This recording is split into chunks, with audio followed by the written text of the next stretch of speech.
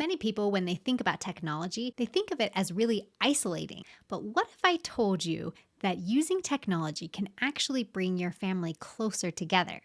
Well, I 100% believe that. I'm going to tell you 5 ways that you can use technology to strengthen those family bonds.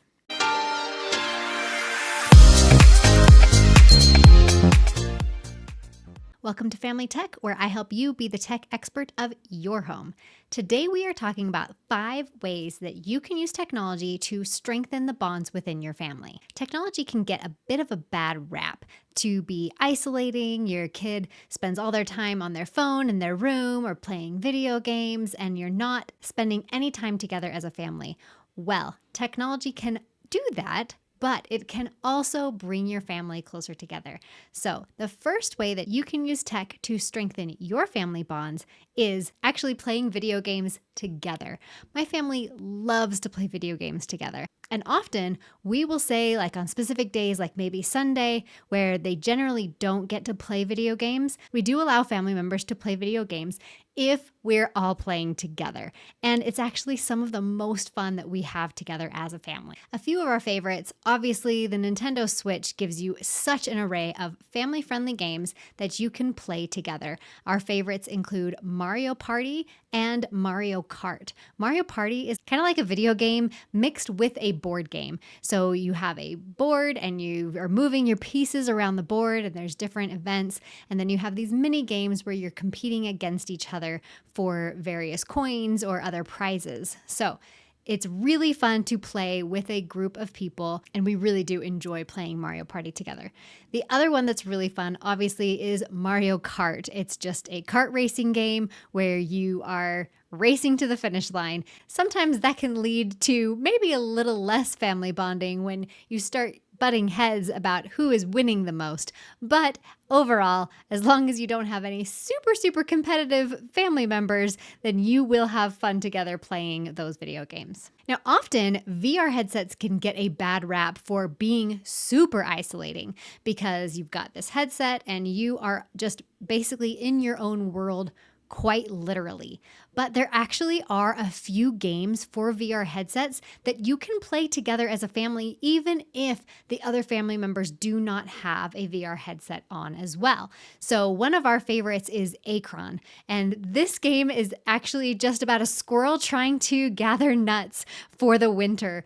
And you have different people. So you have people that aren't in the VR headset trying to make sure the squirrel doesn't gather the nuts, and then you have the squirrel getting the nuts and stashing those away. So it's a really fun game. You can, work together to prevent the gathering of these acorns, but it's called Acron. So go ahead and check that out if you do have a VR headset like the Meta Quest. Another fun Meta Quest game that is both VR and not VR is Keep Talking and Nobody Explodes.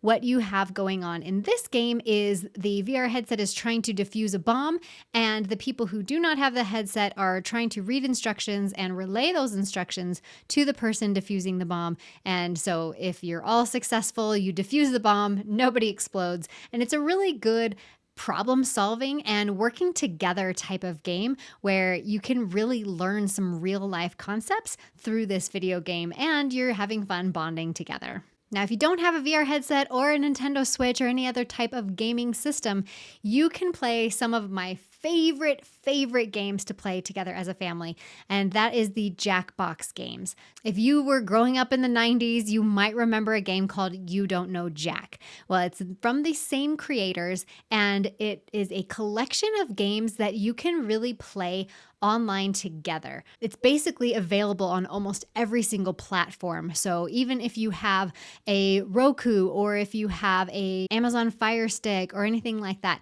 you can purchase these Jackbox games and play them together just through your smartphone. So you load the game up on, if it's the Amazon Fire or a gaming system or whatever, you load the game up and then it has a code that you need to enter into a website. Everybody joins that game through that that website, and then you can play together, and it's just your controller is basically your smartphone. It has a whole bunch of different games. Some of our favorites is Drawful. Drawful 2 does have a family-friendly mode, so you don't get any of the inappropriate questions or anything. And Drawful is kind of like a Pictionary game where it's going to give you something to draw on your phone, and you draw it, and then it's going to bring that up on the screen, your drawing, and then the other people have to guess what your drawing is. And the more people that guess correctly, the more points that you get. So that's a really fun game to play together with the family. The other game that's kind of similar is called TKO. So it's TEEKO. And it's basically you're creating different t-shirts. So you're drawing the t-shirt and you're putting it together with different phrases. And then the family members are voting on which t-shirt is the best. And so it's a really fun collaborative game as well. But there really are so many different options in the Jackbox games. There's a bunch of different Jackbox party packs that have a ton of options in the game. So just read through the different game descriptions and see which Jackbox party pack would be most ideal for your family. And then if you're really into world building, you can play Minecraft together as a family as well. You can set up a local server, or you can join a server together, and you can build just an amazing world through Minecraft, which I like to compare Minecraft to online Legos. So you can build huge buildings or different worlds or things like that. So Minecraft is actually a really fun game to play together as a family as well. So the second way that you can use technology to help your family strengthen those family bonds is to use video calling, especially when you have family members that are away from home or the parents work and you want to check in with your kids when they get home from school and things like that. Video calling really helps have those face-to-face conversations that you might not get through text messages or anything like that. So the little known fact is that you do not have to have an iPhone in order to do a FaceTime video call with family members.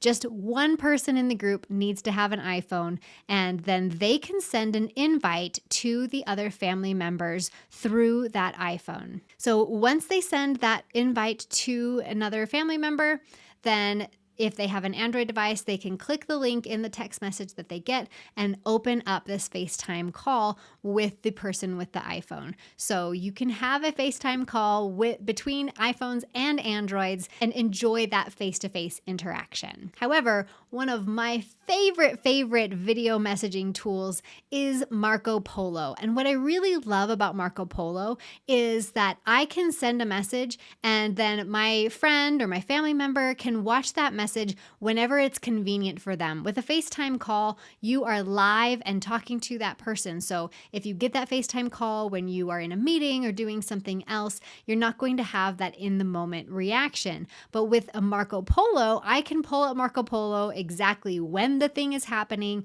explain everything that's going on without, having to type it out in a text message, and then send that off, and then they can watch that Marco Polo whenever is convenient for them. And then they can respond when is also convenient for them. And then you can watch it when it's convenient for you.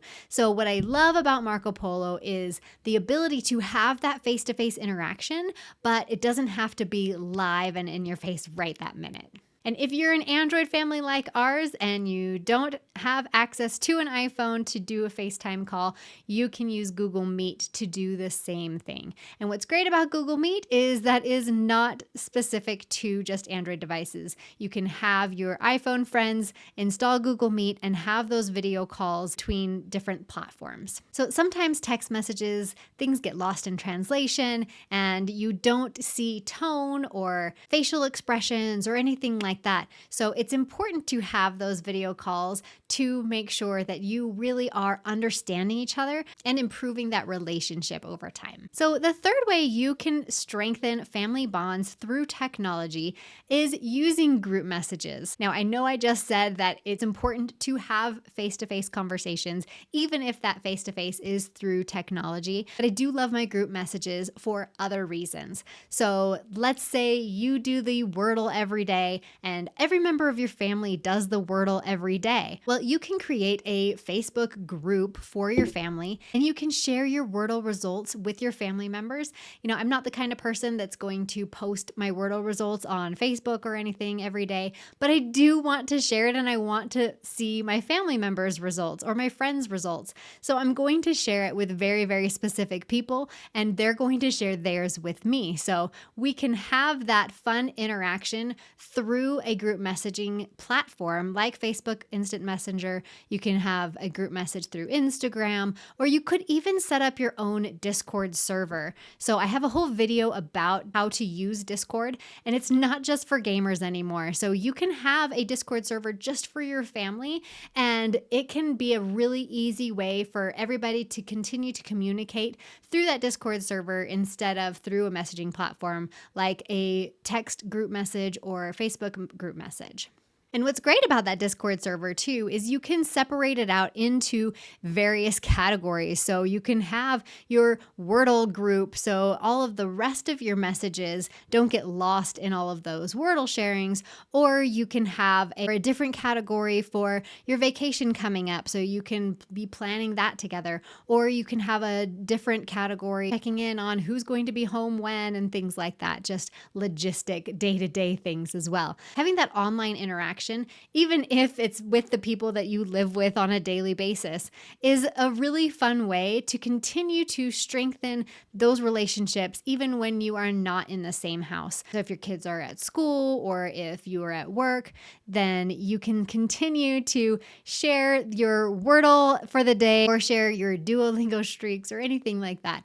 And you can really have fun connecting on that level. The fourth way you can use technology to strengthen your family bonds is to be collaborative. So many people think about Google Docs or collaboration tools as a way to help you get your schoolwork done or get your work done or collaborate on any other kinds of projects, but you can also collaborate on different projects as a family. So say you have a vacation coming up. Well, you can create a Google Doc or include a Google Calendar, and you guys can collaborate on the things you want to do. So you can have a list in that Google Doc of things you want to do, and everybody contributes to that list. And then you can have an itinerary and people can pipe in, okay, I don't want to do this, or let's go here, or things like that. So you can all be collaborative on this Google Doc and plan your next vacation or plan a family reunion or plan anything else that you need to plan as a family. Another thing that you can do with a collaborative Google Doc